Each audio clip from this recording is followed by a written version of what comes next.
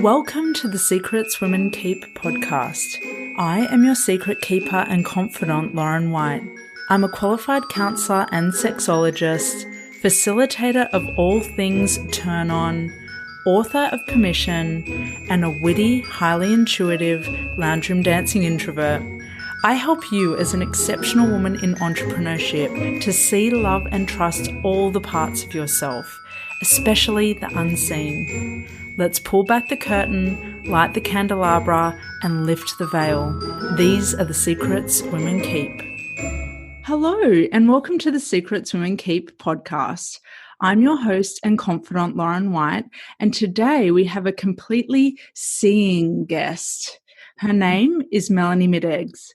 Originally from Australia, Melanie has been living in Bali, Indonesia for over 6 years. She's a psychosomatic therapist, expert face reader, artist, and teaches chakra philosophy for business and the modern world. Melanie has read well over 700 faces and taught thousands of visionaries from around the globe on how to sift through the noise of strategy to create a business and/or legacy that is unique and in true alignment to their individuality. She's the CEO of the Institute of Entrepreneur Artistry, where she's taught the business chakra system since 2014, a system that's been created as an easy and accessible bridge that links Eastern philosophy to Western business practices. Melanie, welcome to the podcast. Hello, I'm so excited to be here speaking with you today. Excellent. Now, everyone will know, because I say it all the time, excitement is my favorite sensation. It is it gets my yes straight away. So when you got on before we pressed record and said that you're excited, I'm like, yes, this is very good. It is such a good feeling. I love it. What's your take on excitement? Oh, I think, I'm the same. I'm all about how we feel in every moment and being able to recognize that. And I always find that the flow and the most, opportune type of moments appear when we're in that more excited space, Mm-hmm. Yeah. And that's what we're going to be talking about today. Not just excitement, but just what's in flow, how we can be in alignment, because you know all about that. But before we go there with what it is that you do and how it is that you serve, because I'm dying to ask and to know more. And I've kind of, to be honest, I've saved it up for the podcast. I haven't gone snooping because I'm I just want to ask the questions from that really kind of naive, I don't know, just tell me what it is that you do. I didn't want too many spoiler alerts. So I just wanted to, bask in what it is that you do and ask questions the way that any of my listeners might ask about what it is that you do. But before we go there, I was wondering if we could talk about bathroom stall moments, because we always... I knew you were going to ask me. You knew, because you've listened in, you've tuned in. So there's, every guest, I always ask about the bathroom stall moments. And Melanie, I define them as those moments in which you're trying to hold it all together as everything feels like it's falling apart. And depending on where you're at, it's I want to be seen and I want to be simultaneously invisible, no one look at me. I'm just wondering, have you ever had one of those moments in your life, keeping in mind it doesn't have to happen in a bathroom stall, it can happen anywhere? Most definitely. I've had plenty of these moments. The one I think I'll share with you is probably the one where all my work started from, actually. But just quickly before I tell you that, I'm living in Ubud, Bali, and I don't know if I'm sure you have seen the movie Eat, Pray, Love or read the book. I feel like I've had those bathroom and kitchen floor moments here so many times. Oh, the kitchen. I've forgotten about the kitchen. Yeah, those ones are big. Yeah. But the one that really shifted my whole world and, took me down the path of face reading, psychosomatics and all those sorts of things was when I was turning 29. It was my 29th birthday, and I was in such a really lonely, isolated, difficult place personally. Like, it was like all of my friendships were shifting, dynamics were shifting, work dynamics were shifting, and I just didn't know how I fit into that anymore. Like, I was really struggling with that. And unbeknownst to me, I had some addictions playing out that I wasn't aware of, and it all kind of came to a head at that point. And I went out for my birthday. I did the whole, come and let's go out for dinner and all that sort of thing. And I'd never felt so lonely sitting around, a big table full of friends before in my life. And then after the dinner, we went across the road to the pub, as you do. And slowly but surely, like, everyone started going home, and, I had no one to go home to. Like, there was nothing really there. So I sort of stayed to the end. And then I ended up, going home with some guy at the end of the night. Now, this had been my pattern for a long time. But it was horrible. It wasn't, that pattern started off as fun and, the excitement of meeting a guy and all that sort of thing, and just, fooling around. And over, I think it'd been about 7 years by that point, it just felt like a real neediness to feel love and to feel connected to someone. So I went back to this guy's house, and, we slept together. And I remember waking up that morning and looking at him, and I was just like, what have you done? Like, it was just just a moment where I was just like, just get me out of here. And I couldn't have gotten out of there quicker. And I remember running down, because, we're all in the same suburb. I was running home, and I had tears streaming down my face. And I ran into my bedroom, and I sat on my bed, and I was just like, what is wrong with me? Like, what is going on? Because I just didn't understand why I was making the decisions I was making.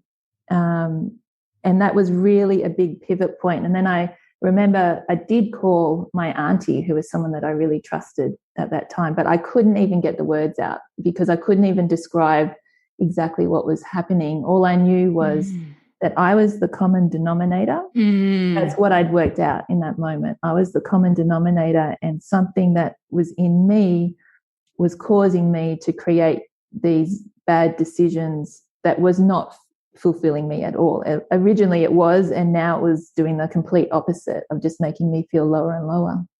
So, yeah, that absolutely was probably my deepest, darkest bathroom stall moment. Yeah. That's huge. That one sounds really pivotal to your growth. And what I appreciate about what you just shared at the end was that what was fulfilling you, or fulfilling a desire, or fulfilling a need, how it flipped to become the opposite thing, how it flipped to become, would you say destructive? I'm not sure how you'd put it, but something that almost certainly wasn't serving you. Yeah, destructive for sure. And even just deteriorating. Like, there's no growth when you feel that way about yourself. And then you're the one that caused yourself to feel that way. You know what I mean? Like, yeah, a real double bind for sure. Yes, double bind. Yeah. Really good way of putting it. And Melanie, how did you called someone close to you, you were struggling to articulate. What do you recall of how you moved through from that bathroom stall moment in your life? Yeah, so I realized I was the common denominator. At that point, I actually didn't understand that it was a sex and love addiction. I had never even heard of that before. And I had no one to talk to about it. So basically, I just focused on bettering myself, and basically made small decisions like not going to the pub as much, not doing those things that were causing me to make these bad decisions. And I really started going on like a more self-exploratory journey, I guess. And that started with looking after my body. So I started seeing a naturopath, and she really helped me to get physically back on track and, more in tune with, how I am as a woman and my periods and all those sorts of things. And I felt fantastic. And that was so great. Like, I was thinking about it the other day. It's like her helping me in that way actually gave me the courage and the inspiration to start going down my own healing path, which is now what I share with everybody else. And so it was, and I think perhaps that's where a lot of us start, is with our body, because it's tangible. It's like, okay, I'll focus on just, getting physically better in myself, and then see what sort of happens from there. So that occasion, that bathroom stall moment, was instrumental in creating a chain reaction to what you're doing now. Absolutely, because I ended up studying naturopathy. That's how it all started. Wow. Right back then. And, I started studying naturopathy because I was like, yes, I want to be a naturopath and make other people feel this great. But then I realized it's like studying to be a doctor, and I was like, that's not really my thing. I like your honesty. Yeah, I was like, I'm not an academic. Like, this is science, physics, all this stuff. This is not my gig. I'm much more tangible. So that's where I swapped over to massage therapy. And so I became a remedial massage therapist, which was fantastic. And I was really good at that. But when I was massaging people on the table, I was always like, there's more to the body than this. I was just like, there's got to be something more to, to how we're built, not just about muscles and tendons and all that sort of stuff. And by that stage, and so I started studying when I was in Sydney, actually. And then I decided to move to Brisbane via Spain and Portugal. Naturally, that's the way I go back to Brisbane when I leave Sydney. I always go via Spain and Portugal. Well, it was really interesting because I kind of wanted to wipe the slate clean, I guess, from that, whole story of addiction and things, which I still hadn't got clarity from that perspective, but just wanted to start over. And when I landed in Brisbane, it was like that trip to Spain and Portugal was my, this is your last trip overseas, because I'd been an avid traveler throughout my 20s as well, spending about 3 or 4 years overseas during that time. And I was like, right, do your last trip, get back to Brisbane, get a good job, find a man, get a house, do what you're supposed to do and just get your life back on track. And so when I landed in Brisbane, it was the global financial crisis and I could not find a job anywhere. There were so many of these like hurdles, like one thing after another. But I was working as a massage therapist. I managed to find some work, even though I had to take a massive pay cut and all sorts of things. And slowly but surely it all came together. And I did meet a guy, and, we were in a really solid relationship, and we got a house and all those sorts of things.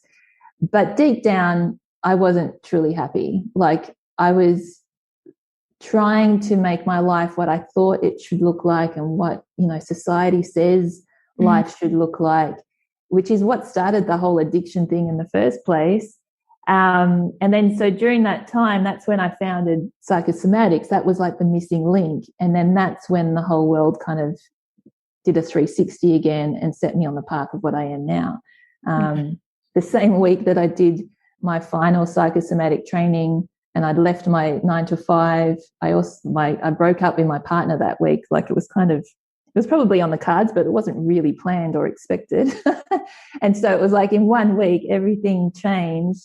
And then, now I'm 7 years later, I'm in Bali. So it's like, I think the notion of really looking at yourself, self-inquiry, doing the work to understand yourself deeply allows you to create what you really want, to have those honest conversations with yourself.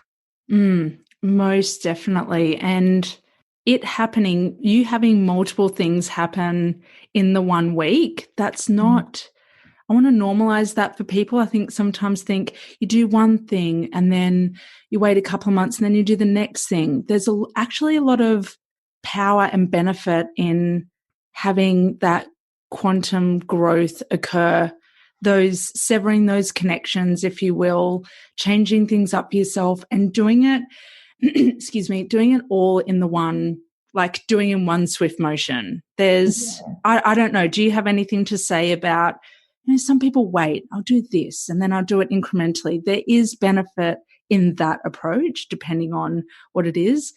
But I'm also a fan of like the big, let's do it. Let's just do this, this, this, and this, and we'll lump it all together.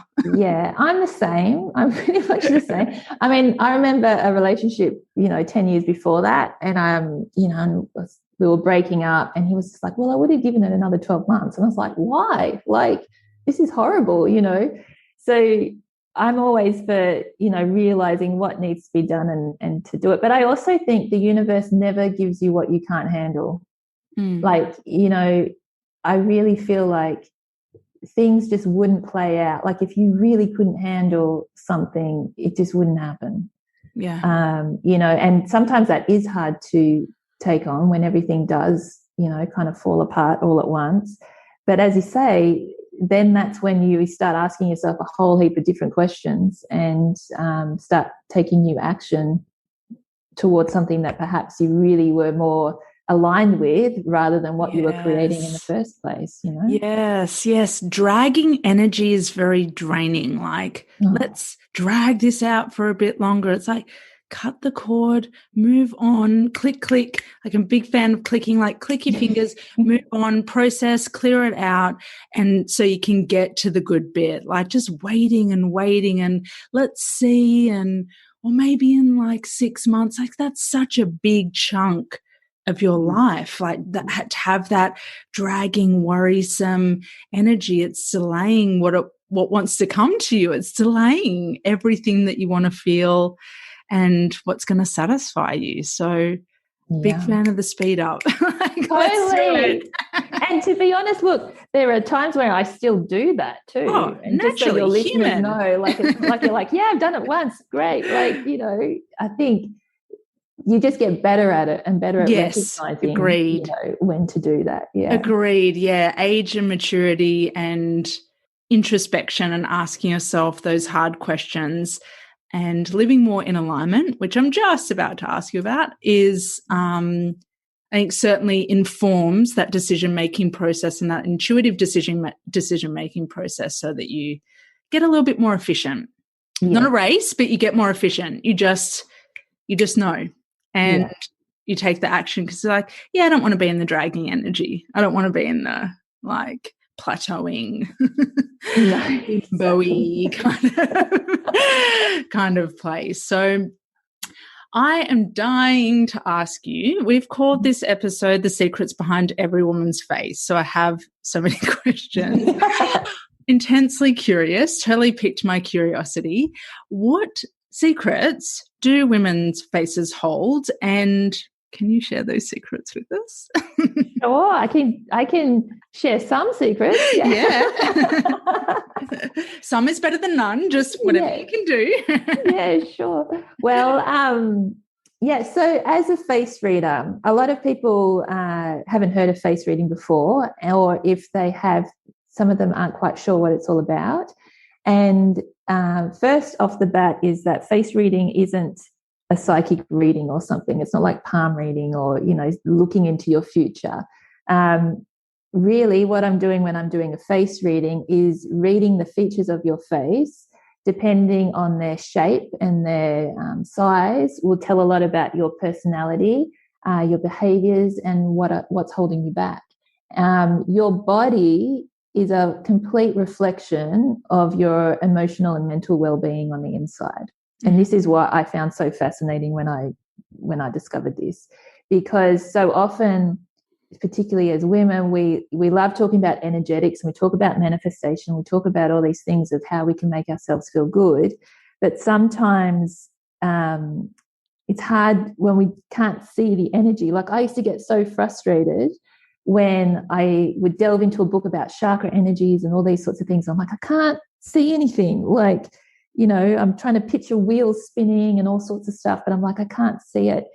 Whereas when I learnt to read the body and to read the face, and the face is actually a whole summary of everything below, so your whole body can be seen in your face, all of a sudden I was able to see those energetics and understand what I was really good at, what I needed to work on, and what I needed to hold back from, to work through to actually be more in my zone of genius and what it is that I'm here to do in the world, basically.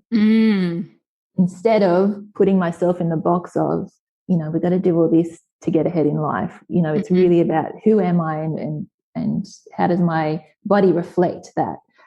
So face reading is a psychosomatic tool, and psychosomatics is really connected to the chakra system.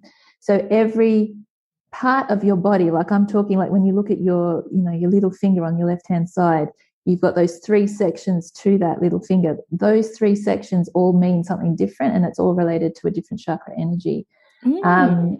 Each feature of your face is related to a different chakra energy. So it will share insights about the emotional aspects of that chakra, that particular area of life that's related to that chakra energy, and also the belief systems that are there too.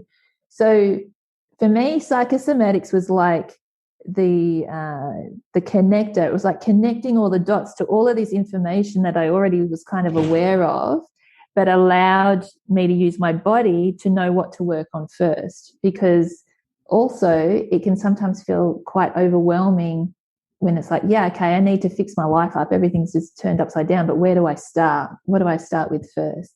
And so the face reading allows you to know where to start, what to work through, and sort of how to go on from that point. Oh, I love that. I love that.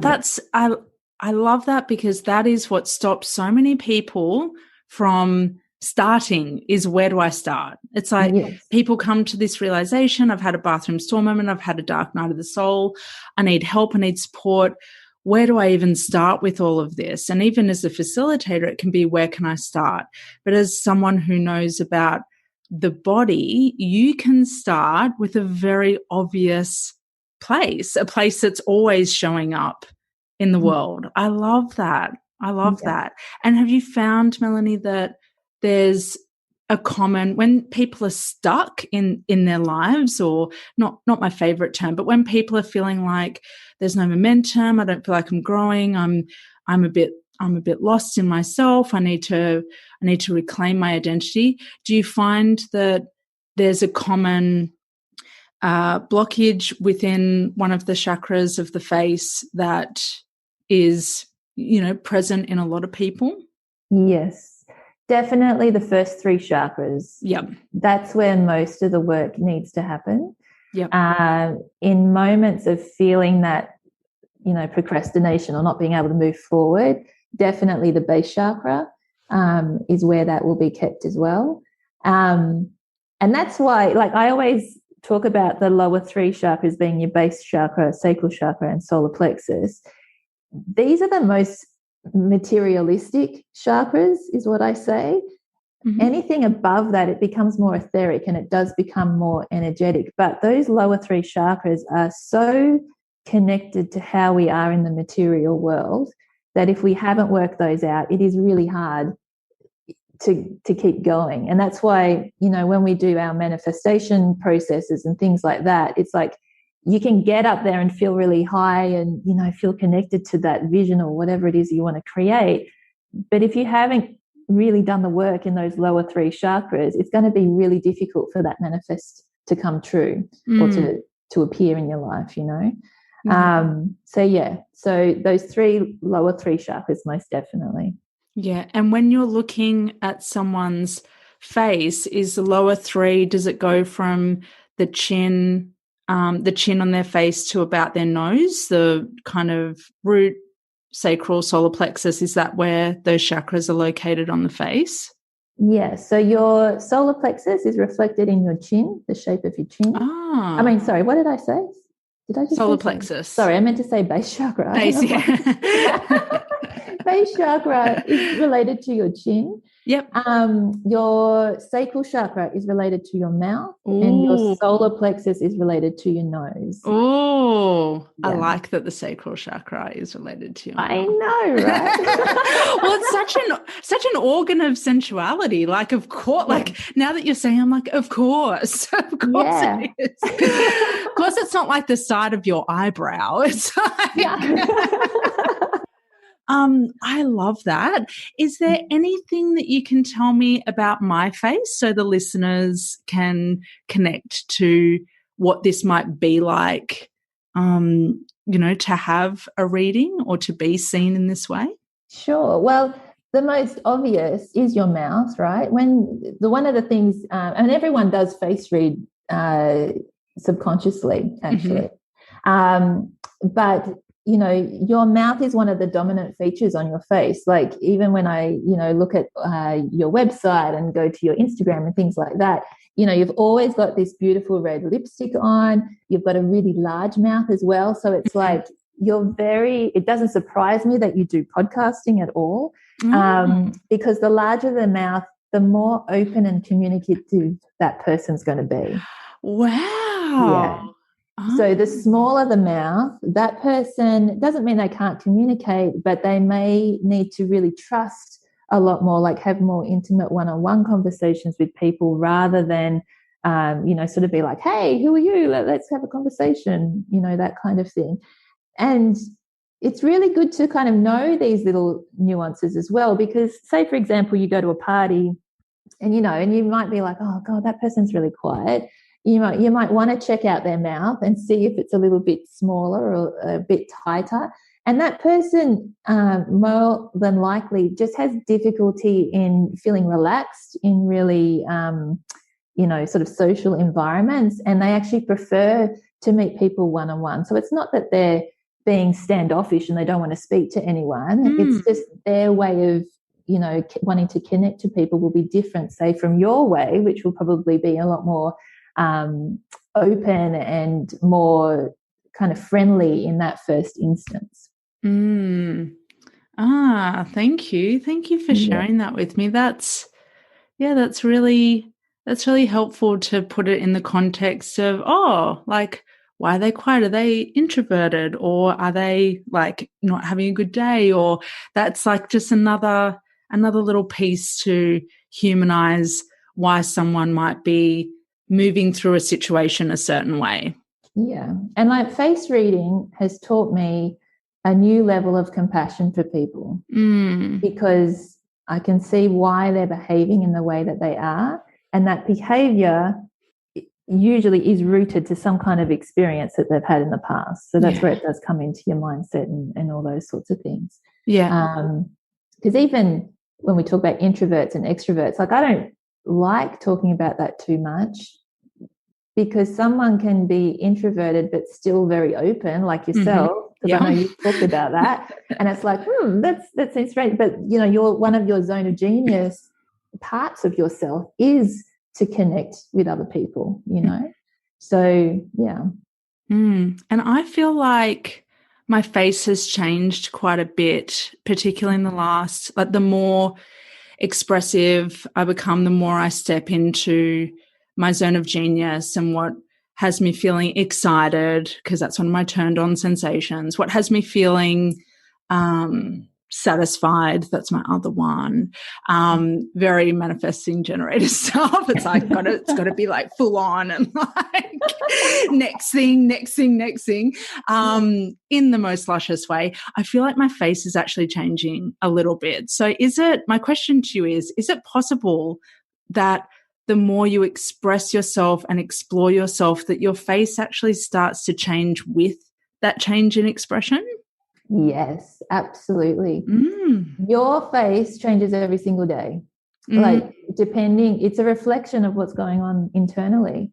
So, if you're stepping more and you're stepping out of your comfort zone and you're stretching yourself creatively and, you're pushing the boundaries on what your own personal identity is, your face will change, particularly if that is in alignment with where you need to be. If it goes the opposite way, the opposite can happen. That's when we can turn up in the mirror and just go, oh my God, like what is going on? Like, look at me, I've got bags under my eyes. I'm feeling tired. Like I've had times in my life where I've looked 10 years older than I have. And then other times I've looked 10 years younger all of a sudden. And it's really dependent on, what's happening internally for you. Wow, this is really powerful. Again, lots of questions. Once you know the secrets of your client, like the secrets of their energetics and what their face is showing, and you listen to them and you work with them, what can you actually do with that information to change how you move and how you show up in the world? Like, it's like, okay, you've got a smaller mouth. You might be like, what kind of suggestions do you make to clients from there about how they can liberate themselves? Yeah. Usually the clients that do come and see me, they're at some kind of pivot point. You know, they may have like created a business, but they're like, oh my God, what have I created? You know, or, you know, realigning that, or they're wanting to leave their job, and they're looking at different avenues that they can go.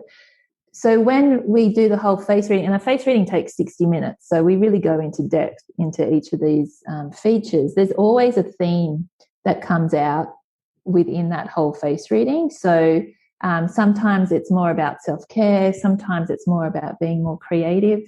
And so whatever that theme is, then we get like a bit of a strategy of, it's like, okay, so how are you actually going to implement what we've talked about into your life? Because it's one thing to talk about it, and it's another thing to actually do it and make it happen. So say, for example, a way that I can tell if someone's creativity isn't fully coming out is by looking at that top lip, because the top lip is related to your creativity and your sensuality. The bottom lip is related to your communication. So sometimes people will have a really full bottom lip, but that top lip is a lot thinner. And when I see that, I just know that there's a lot more for them to explore creatively and sensually that will then allow that full expression to come out. So particularly for women, when I see that, usually I would send them probably to someone like yourself as well, to explore who they are from a sensual point of view. You know, when people think of creativity, for some reason they always go back to the arts and things like that. And sure, that's one part of creativity, but creativity is birthing something new into the world. I mean, creating a business is a creative, thing to do. Cooking dinner is a creative thing to do. Yeah. Making babies is a creative thing to do. Making, creating, birthing, all of it. Yeah. So we kind of reframe what that is. And a lot of the time people say, yeah, I've always wanted to do this, or when I was a teenager, I used to do this, or when I was a kid, I really loved doing this. And, you know, that's usually a starting point of reconnecting to those things you are naturally drawn to, and allow the process to happen as well. The other thing I do in face reading is look at the difference between masculine and feminine energy. So I do this thing called a face split. So your whole right-hand side of your body and your face represents your masculine energy, and the whole left-hand side of your body and face represents your feminine energy. And so when I have a photo and I split that photo in half, and then we mirror each side to make a full masculine face and a full feminine face. It's the most powerful thing ever. It's actually, that was the catalyst to me changing my whole life, actually, that photo, because again, it was reflected in the body. It wasn't just talking about this intangible energy. It was like I could see how disconnected that relationship was between my masculine and feminine, and what I needed to work on more. So I needed to work much more on my feminine energy and understanding what that was. Yeah. At the same time, learning about my masculine and how can that actually be more supportive to my feminine energy too. So when I'm doing the face reading, I can kind of get an idea of what that would look like. But then that report also helps the client to really understand and see for themselves, you know, yes, I need to do so much more self-care. It's funny, the people that I do, the clients I do it for from the West tend to always have a more dominant masculine energy. And I've done readings for people here in Bali, and it's actually the opposite. It's like their feminine is actually more dominant than their masculine. So, you know, they need to bring more structure into their life to feel like they're getting ahead as well. So there's so much you can see in the body that will just help you know where to start and how to start doing life different to get a different outcome. Yeah. Wow. My mind is blown. This is so cool. Yeah. I know, right? And this is like, as soon as I found out about this, I was like, I have to share this with as many people as possible. Yeah. And it's been such a journey to do that because it's such a weird thing that people are like, what? Like, I remember when I first finished my training, and this was back in 2012, and I was working at Brisbane City Council actually at the time, and I was like, I'm leaving. I'm going to become a face reader, and I'm talking about psychosomatics. And they were just looking at me like, you are a nutter. Like, what are you thinking? They're like, yeah, you go and do that. All right. Yeah. And funnily enough, I've had people that I used to work with come and learn about it. Yeah, of course. Of Yeah. course. Yeah, most definitely. Yeah. That's people kind of, once you actually go and do the thing, people kind of climb out of the woodwork and go, well, actually, I was really interested. Now that I see you're up and running and doing it, like, what can I have a taste? Yeah, exactly. Now, this question came to me this morning. I was like, oh, I really want to ask that. Mm-hmm. Do cosmetic enhancements in the face augment how you read someone's face and the energy it emits? You mean like plastic surgery? Yeah, Botox, yep, fillers, cheek fillers. Like, how can you read someone's face if it's augmented in that way, or their lips, the size of their lips has been augmented? I'm just really curious how that would play out, because those sorts of procedures are so commonplace these days. Yes. So someone said, I actually had a client the other day, she's like, you probably realize I've got Botox. And I'm like, well, no, actually. Like, I can't pick up if someone's had work done, but all I see is is the result of that. So when someone changes the shape of their face, there's no right or wrong to it. Like, if you want to do it, you can do it. And if you don't, you don't. But what it does is it changes the energy. So that particular client, she had Botox around her forehead, around her eyebrows, which is where a lot of people get it done. Your eyebrows are your throat chakra. So they're related to how you communicate. And the thing that I worry about when I do see that is that if you're frozen that area of your face, that it's not really moving as you're communicating, you're actually shutting down your throat chakra. So you're shutting down the ability for that energy to move. Yeah. And so the truth isn't really coming out. And that was, for that particular client, that was a theme that kept coming up. So being aware of what you're doing, as I said, there's no right and wrong to it. No. Being aware of what you're doing and what you're manipulating on your face is really important. And the same as you could freeze something, but you can also enhance something. So, you put red lipstick on your mouth. I could never put red lipstick on my, like, that's just not, I just could do that. I mean, I can, but it's just not something that I'm drawn to do. But that actually really accentuates your sacral chakra energy, as does when we put eye makeup. Your eyes are related to your heart chakra. So you're accentuating your heart chakra when you do that. So you can do it both ways. Something that's really interesting that comes up in my face reading workshops, and I didn't realize this, but it was just something that people kept saying, was that women who have nose jobs, because I think everybody has a feature of their face that they're like, oh, if I could change something, it would be that, For me, it was my nose. And then when I found out what it reflected, I was like, oh, I'm not changing that. I'm keeping my nose. But I've got a bit of a Roman nose, so a bit of that bump at the top. And when you've got a Roman nose, there's a real kind of dominant leadership kind of aspect to yourself. So it's not that, sorry, dominant probably wasn't the right word to use. You just fall into that leadership role quite easily, and you can handle those situations. And in this particular workshop, I had a woman from the States, from New York, and she was a Jewish woman, and she said every Jewish woman gets a nose job and actually takes that bump off. And I was like, well, isn't that interesting? Because it's actually manipulating not their ability to lead, but the perception that people will subconsciously read in your face about what it is that you can handle. Yeah. Yeah.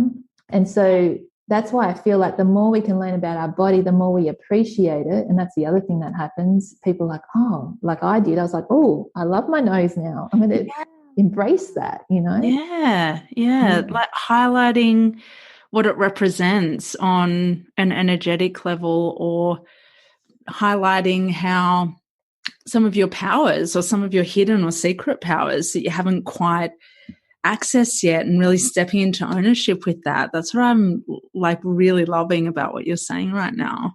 Yeah. And I'm really careful here too, because just because you have a Roman nose doesn't mean that you're just a leader.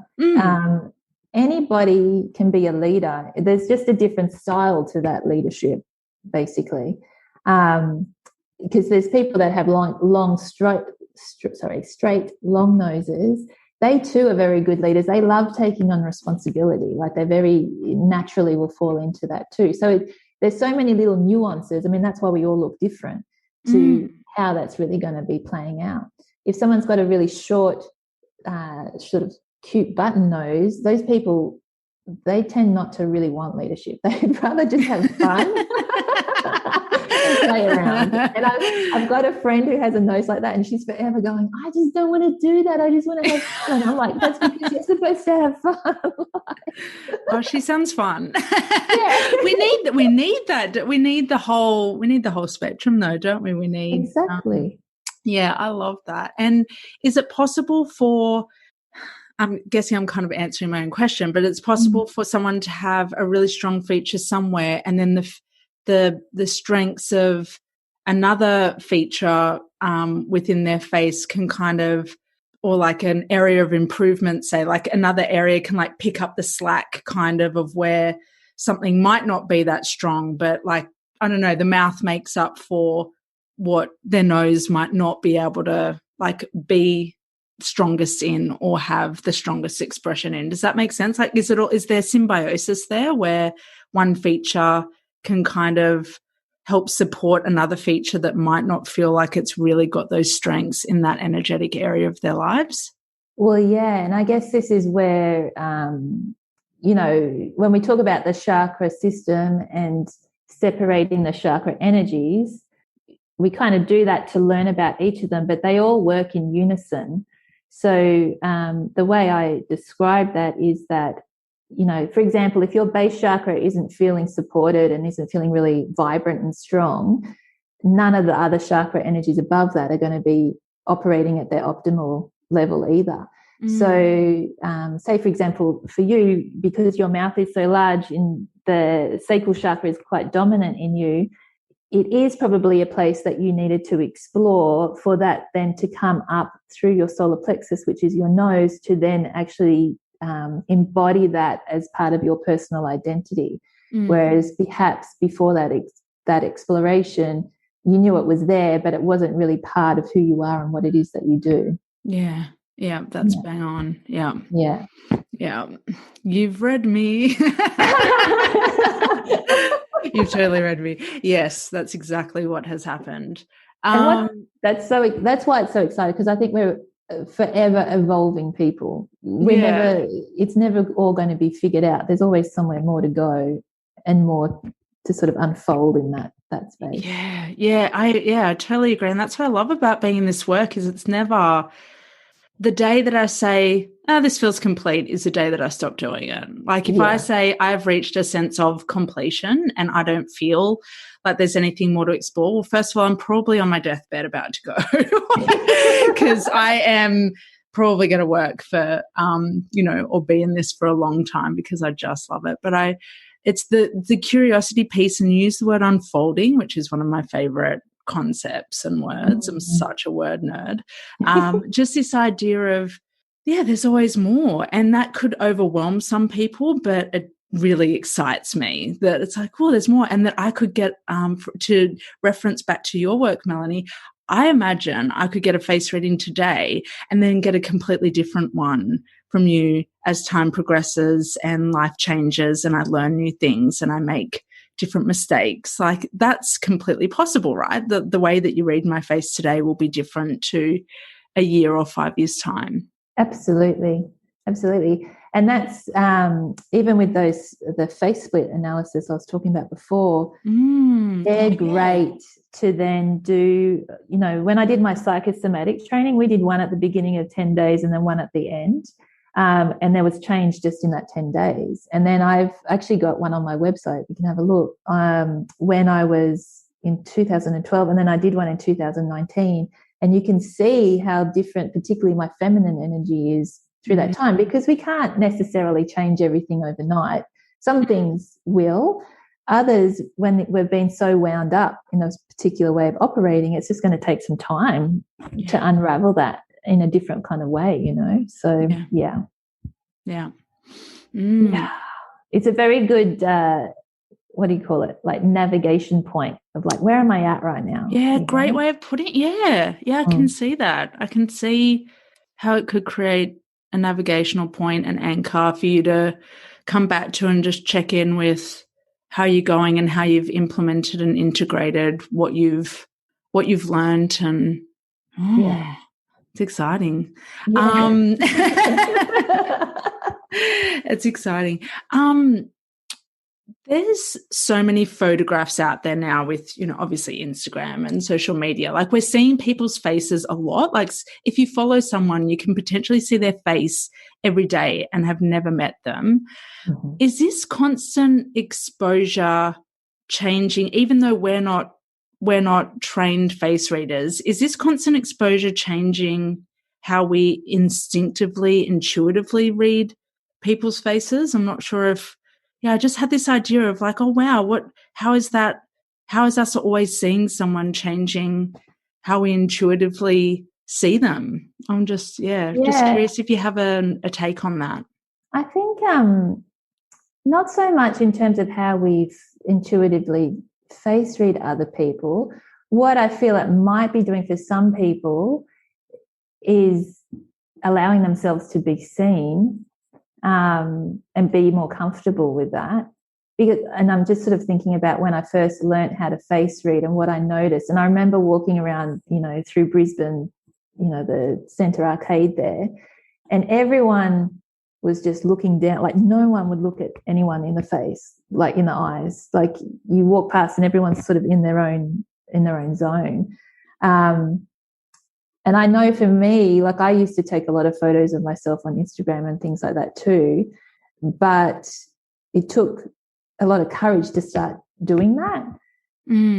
So I don't know if that's really answering the question. I feel like it's sort of the reverse of what you're saying. It's not so much people, it's more people actually coming into who they are and allowing themselves to be seen. But then there's a whole lot of other things. You could almost do a whole podcast on that, I think. I've opened up a can of worms there. But I just find I'm quite an avid social media /Instagram user. And I'm just, if there's ever a way I can weave in a question about it to my guests and connect it to what they do, I'm just always curious to see how it's shaping our intuition, our perspective of the world for better, or maybe it's causing attrition of some kind, or affecting our dopamine pathways. I'm just always curious about that interplay of these really beautiful natural therapies like you offer, like looking at someone's face and everything that you've learned from that, and then the influence of, but for the most part, so many of us are looking at people's faces on a screen and not especially when we're in lockdown. We're seeing people's faces on a screen instead of in real life. And I find that, I think that's a whole other episode that we'll do on time. Yeah, I do think it's important though for people to feel comfortable to be seen. I think that's the big thing. And that's why I think that is the positive that's come out of it. People getting used to putting themselves out there. But there's a lot of people that are still not okay with that as well. Yeah. Which is just a reflection of where people are at. Yeah.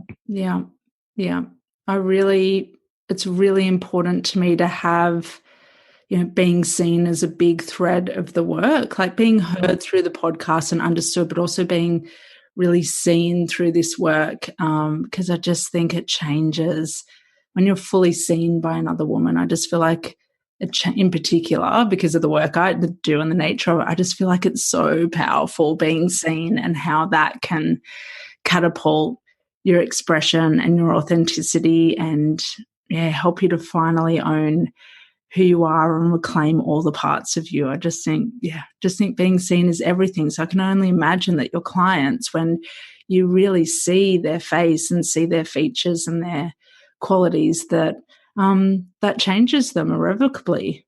Absolutely. You know, the way that I started face reading, I actually went and did a Mind, Body, Spirit festival, because that came up just a couple of weeks after my last practitioner training. And then I was like, what am I going to do? And I actually had 2 market stalls for 9 months, one at Bogo Street markets and one at Yamundi markets. And it was the best thing ever, because there were complete strangers coming up. And this is kind of where I started trialing, testing to see, is this actually really working? For someone who's a complete stranger to just go, whoa, no one has ever seen me or known that about me. And I can see that. You've just said that from my face, you know. Yeah. I still get blown away in the chills when I have that happen, because it's like, it's remarkable how much our body really reflects who we are and where we've been and what's potentially next, you know. I love it, Melanie. I'm going like goo goo gaga for this conversation. Okay, I need to wrap it up though, because I need to watch the time, because I'm like, I'll just keep asking you questions otherwise.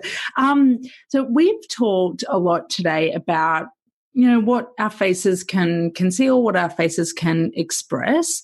I'm just wondering, what are 3 things that you would want women struggling with being their fullest selves to know? I would love them to know that it's so important for you to get to know your body. So important. Because there's a real uniqueness to everybody. That's why we're all different. You know, we're not all going to be the same. What else do I want them to know? Really learn about your masculine and feminine energy and what that means. It's really difficult in the West, I feel, to allow yourself the time and space to get to know yourself.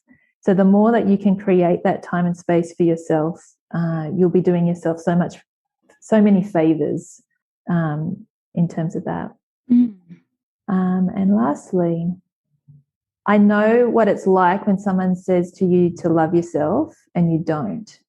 Like, I know what that is, but just keep making little steps forward, you know, keep exploring that. I only could say I love myself about 3 years ago. Before that, even knowing everything that I knew, I had real difficulty in doing that. And it was just like slowly but surely, one little step at a time, and doing life different to get a different outcome. Yeah.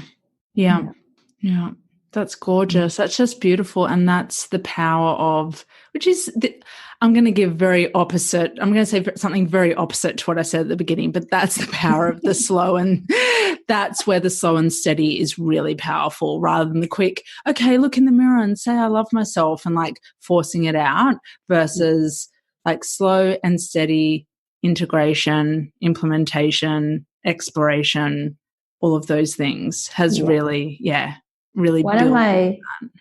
one of my favorite sayings is slow down to speed up. I've been doing that the last 3 years, and it's been so great. Like, it's like you catapult, you slow down and you just see what's going on, and it's almost like you accelerate further than you could have possibly thought, and then you slow down. It's beautiful. It's such a dance. Yeah. I love paradoxes. I live for them. I'm just fuck. Yeah. I love the surprise of them. It's like you would never, your rational brain can't handle it. It's like your brain would never understand slow down to speed up, but your body does. Yeah. Your body gets it. Yeah. Your brain is just going to have a field day with that one. It can't be true. I must have to like go faster. I must have to push harder. I must have to like, collapse the timeline with my, with this sense of force by doing it this way. And it's just it's just not the way that your body responds best to make that magic happen. Exactly. I have loved this conversation. Melanie, I'm wondering, can you tell listeners where we can find you? Sure. And I've loved talking to you too, by the way. We keep talking forever. Cool. You can go to my website, which is seedtosoul.com.au. So seed as in SEEDTOSOUL. Mm-hmm. And I'm also on Instagram and I'm also on Facebook, just under Melanie Midegs. Excellent. Thank you so much. And we're going to put all of that in the show notes. And I think Melanie has a freebie for listeners as well. So we're going to put that in there. Can you give us a little teaser as to what that freebie is? For sure. It is called a Face Reading for Business Masterclass. So basically, it's like a little short course. You can do it in an hour. And what I do is I take you through each feature of the face and I tell you all about the personality traits, what it means, what chakra energy it's related to, just so you get a really good snapshot of how you could possibly even read your own face, and just see some of the traits that you've got going on for yourself. Excellent. Cool. That's so exciting. Yeah. Enter's details right now. Oh, thank you. I've really loved this, and let's see where life takes us and if we can come back and have a talk again one day. Yeah, that would be fantastic. Yeah, anytime. I'd love to. Thanks, Melanie. I have no doubts that this episode has contributed to your understanding of your secret self. If it's activated you, take the next saucy step by sharing and tagging me on Instagram so that together we can create an even bigger impact of women feeling seen, heard, and understood.